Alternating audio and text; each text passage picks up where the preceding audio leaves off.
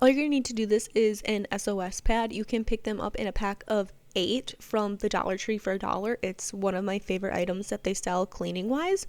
So all you're going to need is that. Glove up if you prefer to glove up. If not, no problem. But just go ahead and get that SOS pad wet and go in and start scrubbing. You're going to see how easily this comes off.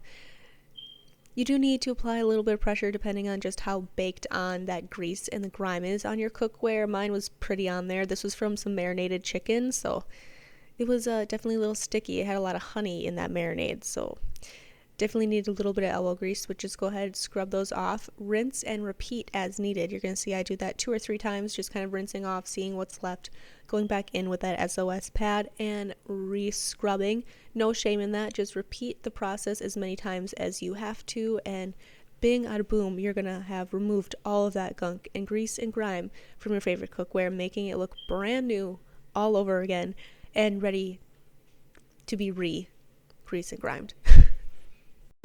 Thanks for watching this Teach Me How to Clean video. Go ahead and subscribe if you want to learn how to clean other things around your house. Check out all my other videos if you're interested. Make sure you give this video a thumbs up, and of course, I'll see you guys in my next video.